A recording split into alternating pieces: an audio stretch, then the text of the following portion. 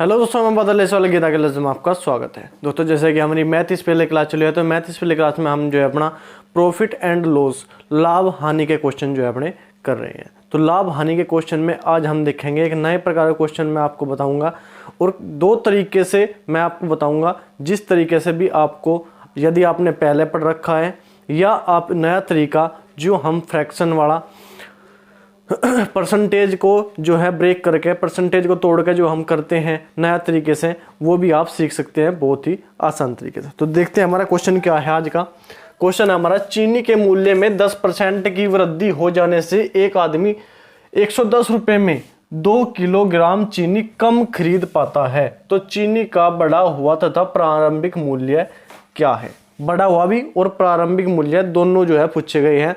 इसमें जो है जो भी क्वेश्चन बन सकते हैं इस तरीके के, सब इसमें जो है इस क्वेश्चन में आ जाएंगे।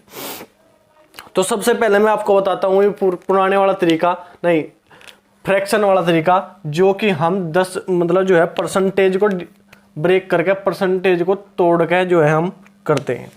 तो देखो 10% का मतलब आपको पता है कि 10% मतलब 10/100 मतलब 1/10, ठीक है।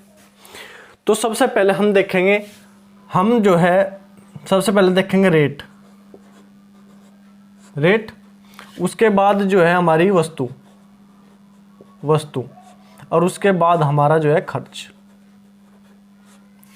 उसने कहा कि चीनी के मूल्य में 10% की वृद्धि होने पर एक आदमी को 110 रुपए में 2 किलोग्राम, मतलब वो 110 रुपए ही खर्च करता है। वो 110 रुपए देता है और बोलता है कि चीनी दे दो, जितनी भी आवे इतनी दे दो, ठीक है। 2 किलोग्राम अधिक मिली, पहले भी वो 110 की खरीदता था, अब भी 110 की खरीदता है। तो हमारा जो खर्च है वो हमारा जो है क्या है, बराबर, मतलब 1:1 के अनुपात में। अब हमारे रेट की बात आई, तो 10 रुपए में क्या हुआ, 10% की वृद्धि। कोई पहले रेट था हमारा 10 रुपए, अब 1 रुपए की वृद्धि हो गई, क्या हो गया अब 11, ठीक है, पता चल गया। अब परसेंटेज, जब हमारा खर्च बराबर है तो खर्च बराबर कैसे आएगा? खर्च बराबर कैसे आएगा?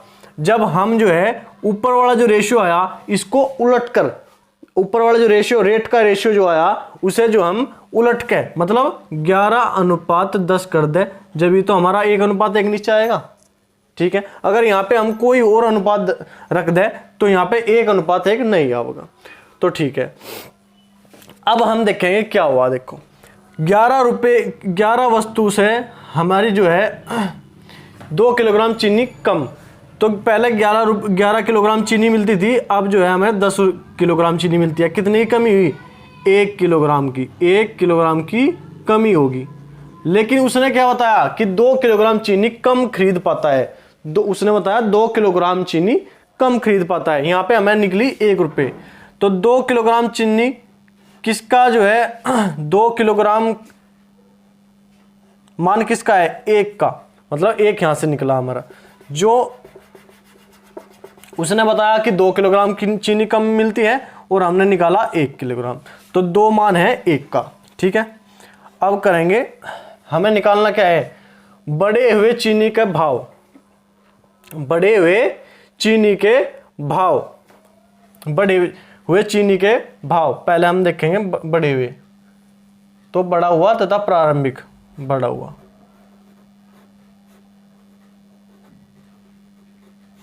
बढ़ी हुई चीनी देखेंगे, मतलब जब रेट बढ़ गए तो हम जो है किस रेट पे चीनी खरीदेंगे, ये देखेंगे कितनी हम चीनी खरीदते हैं। तो हम कर देंगे पहले रेट से क्या है, बढ़े हुए भाव से गुणा, तो गुणा 11, ये क्या होगी 22, ठीक है, 22 केजी आ गया। तो 110 रुपए में हम जो है कितने खरीदते हैं? 22 किलोग्राम। तो काट दो, 11 कम 11, 11 दूनी 22, 10।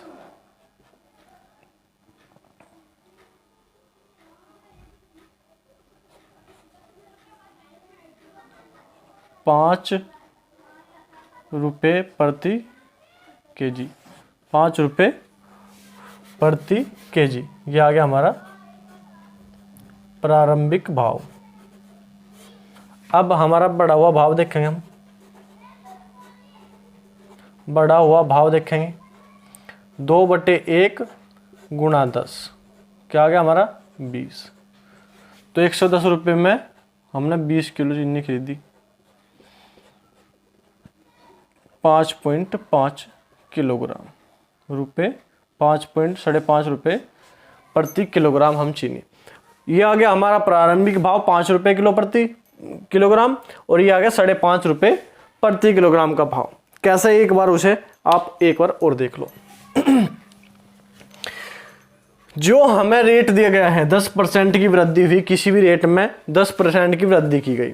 जब 10% की रेट में वृद्धि की गई तो हमारे पास जो है जो सामान है हमें कम मिलेगा। तो उसने बोला कि 2 किलोग्राम, जब हम 110 रुपये की चीनी खरीदते थे 2 किलोग्राम जब चीनी कम मिलने लगी क्योंकि रेट बढ़ गया। अब रेट बढ़ गया तो पहले मतलब 10 को ब्रेक करेंगे हम तो 1/10 आ जाएगा। पहले 10 रुपये रेट था, अब 11 हो गया, रेट बढ़ गया तो चीनी कम आओगी। खर्च हमारा जो है बराबर है क्योंकि 110 रुपये की पहले चीनी खरीदते हैं हम, 110 रुपये की अब खरीदते, तो 1:1 हो गया हमारा खर्च।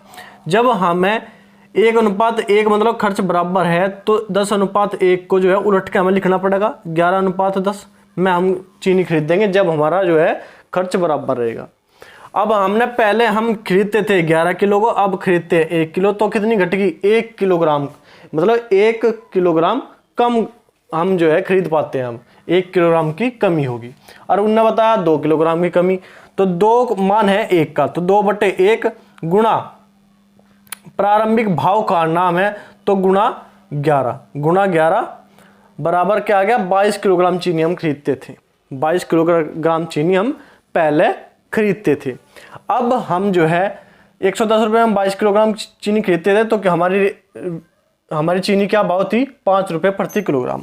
उसके बाद जब बढ़ा हुआ भाव आ गया तो दो का मान जो है 1 के बराबर है तो गुणा 10 तो बराबर 20 किलोग्राम चीनी। अब हम खरीदते हैं 20 किलोग्राम चीनी, तो 110 में 20 किलोग्राम खरीदते हैं तो अब रेट हो गया 5 रुपये 50 पैसे, मतलब 5.5 रुपये प्रति किलोग्राम। तो ये हमारा प्रारंभिक भाव, ये हमारा बढ़ा हुआ भाव, ऐसे हम निकाल लेंगे। उसके बाद हमने जो है इस तरह तो निकाल लिया। इसके बाद हमारा जो पुराना तरीका है जिससे हम पहले, अगर आपने कभी पहले पढ़ा है, इसमें एक सूत्र तो अगर आप रेशियो से ब्रेक करके निकाल सकते हो तो बहुत बढ़िया बात है, आपको कुछ याद ही नहीं करना। और नहीं तो एक सूत्र हम जो है यूज करते हैं, रुपये अगर प्रारंभिक भाव पूछे, प्रारंभिक भाव हमसे पूछा जाए तो क्या है रुपये बटे मात्रा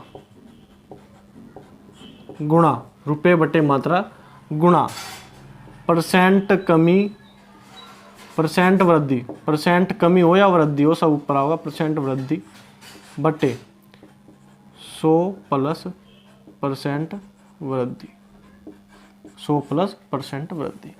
ये है हमारा प्रारंभिक भाव। कैसे निकलेगा देखो, रुपये क्या है, रुपये 110, मात्रा क्या है 2 किलोग्राम बटे 2, वृद्धि क्या है 10%, 10 बटे 100 प्लस वृद्धि 110, 110 से 100 कट गया, 2 से कट गया 5 बार, 5 रुपये प्रति किलोग्राम हमारा क्या आ गया प्रारंभिक भाव आ गया। अगर आपको ये सूत्र याद करना है और सूत्र आपके याद है तो ऐसे आप निकाल सकते हो। उसके बाद बढ़ा हुआ भाव निकाल सकते हो आप। कैसे, इसमें ही थोड़ा चेंज करना, रुपये बटे मात्रा गुणा परसेंट वृद्धि बटे 100, 100 प्लस वृद्धि नहीं करना, बस बटे 100 करना है। तो रुपये कितने हैं 110 बटे मात्रा 2 किलोग्राम। जो भी कम खरीदे अधिक खरीदे जो मात्रा है वो सीधी लिखनी, गुणा वृद्धि क्या है 10% की वृद्धि है बटे 100, 2 से काट दो 5.5 किलोग्राम रुपये प्रति किलोग्राम, रुपये प्रति किलोग्राम हमारा आंसर आ जाएगा। ऐसे भी आप निकाल सको। अगर आपने पहले सूत्र से पढ़ रखा है और आप सूत्र से जल्दी कर सकते हो, आपको सूत्र से जल्दी आपको आसानी रहती है, तो आप इस प्रकार भी सूत्र से इस क्वेश्चन को कर सकते हो, कोई ऐसी बात नहीं है। क्योंकि वहां पे मेन बात यह है कि हम एग्जाम में जल्दी से जल्दी क्वेश्चन कर लें। और जो परसेंटेज ब्रेक करने वाली बात है, इसमें आपको कुछ भी सूत्र वूत्र याद करने की कोई जरूरत नहीं है। सीधा परसेंटेज ब्रेक किया, रेट देखा, पहले 10 रुपए की वस्तु मिलती थी, अब वृद्धि होगी तो 11 रुपए की मिलने लगी। खर्च हमारा बराबर है, पहले भी 110 रुपए की चीनी खरीदते हैं हम, अब भी 110 की खरीदती है, तो खर्च बराबर है। बराबर का मतलब ये है कि 1:1 या 10:10, कुछ भी कर लो, काट के 1:1 ही होगा। जब हमें ऊपर वाला रेशियो के बराबर ही नीचे जो है रेशियो बराबर करना, तो इसे जो है उलट के हम लिख देंगे 11:10। ठीक है, तो ये वस्तु जो है हम पहले 11 रुपए खरीदते थे 11 किलो, अब 10 किलो, तो कितने की कमी आई? 1 किलो की कमी आई। लेकिन उसने बोला कि 2 किलो की कमी आई, 2 किलो कम खरीदते हैं। तो जब 2 किलो कम बता रहा कि 2 किलो का मान क्या है? 1, तो 2/1 गुणा वस्तु हमें कितनी खरीदी, पहले हम प्रारंभिक में कितने खरीदते थे? 11 किलो, तो गुणा करा खरीदे 22 आ गया, 22 किलो। हम कितने रुपए में खरीदते हैं 22 किलो? 110 में, तो 110/22 क्या आ गया? 5 रुपए प्रति किलोग्राम। उसके बाद बढ़ा हुआ भार, बढ़ा हुआ जो रेट है, तो 2/1 ऐसे ही रहेगा, 2 रुपए कमी, यहाँ पे 1 रुपए कमी, तो जो हमें दिया गया है उसके नीचे उसी का रेट लिखना है। पहले कमी हमें दी गई थी 2 किलो, हमने निकाली 1 किलो। ठीक है, तो कमी के नीचे कमी लिखेंगे, और हमें जो है बाद वाला भाव क्या है? 10, बाद वाला भाव निकालना, तो बाद वाली वस्तु निकालनी पड़ेगी, मतलब जो बढ़ा हुआ भाव है। तो क्या है? बढ़े हुए भाव में हम कितनी वस्तु खरीदते हैं? 10 किलो, तो गुणा 10, 20 किलो हम वस्तु खरीदेंगे। कितने में? 110 रुपए में, 110/20, तो 5.5 मतलब 5.5 रुपए प्रति किलोग्राम की हम चीनी बाद में खरीद देंगे। इस प्रकार भी आप समझ सकते हो, इस क्वेश्चन को निकाल सकते हो। इस तरह के कई क्वेश्चन जो है बन सकते हैं। आप सभी जो है परसेंटेज को ब्रेक करके भी कर सकते हो, या डायरेक्ट इन सूत्रों को याद करके, इन सूत्रों को अगर ये सूत्र आपके याद है, प्रारंभिक भाग में रुपये बटे मात्रा गुणा परसेंटेज वृद्धि या कमी बटे 100 प्लस परसेंटेज वृद्धि। अगर वृद्धि है तो नीचे 100 में जुड़ जाएगा, कमी है तो 100 में से घट जाएगा। इसमें बड़े भाव में क्या है? रुपये बटे मात्रा गुणा वृद्धि या कमी बटे 100 करना है, बस इतना है। आप इस तरह सारे क्वेश्चन जो है इसी से कर सकते हो। ठीक है, अगर आपको नहीं समझ में आए तो एक बार जो वीडियो को दोबारा देख लियो, आपको समझ आ जाएगा, मैंने पूरी कोशिश की है। तो ठीक है, आज के लिए इतना ही रहेगा। वीडियो आपको अच्छी लगा तो लाइक किया करो, और अपने दोस्तों को भी एक बार शेयर कर देगा। तो ठीक है, आज के लिए इतना ही। धन्यवाद, जय हिंद।